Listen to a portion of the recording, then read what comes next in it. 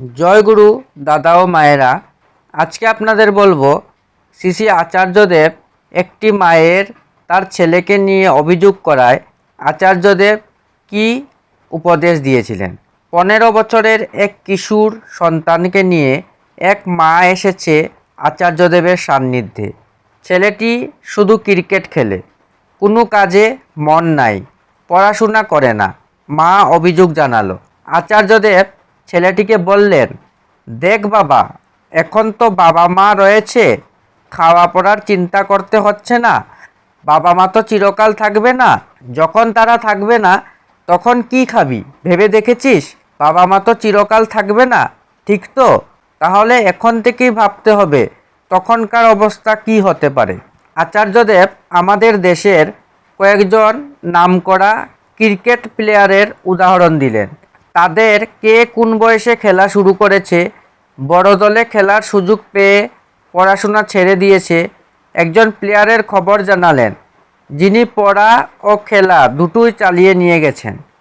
যদি বড় দলে চান্স পেয়ে যাস তখন পড়াশোনা ছেড়ে দিতে পারিস। তুই কি চান্স পাবি? দেশে প্রায় 150 কোটি মানুষের বাস, তার মধ্যে কজন চান্স পায়? এত সহজ না। তাই এখন থেকে পড়াশোনা চালিয়ে যাওয়াই বুদ্ধিমানের কাজ। খেলাকে মুখ্য করলে খেলার মান বাড়াতে হয়, খেলা নিয়ে ধ্যান করতে হয়, ত্রুটি ধরতে হয়, খেলাকে নিখুঁত করে তুলতে হয়।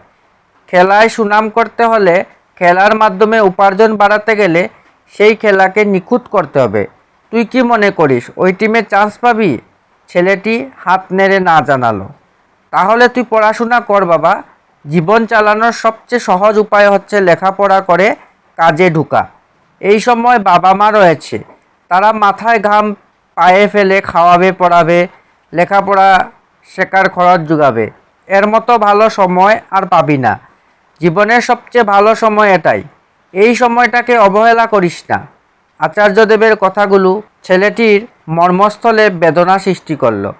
মুখ চোখের পরিবর্তন ঘটল, মনে হলো পড়াশোনায় মন দিতে সংকল্প নিল। এটি আলোচনা বৈশাখ 1432 2025 সন থেকে নেওয়া হয়েছে।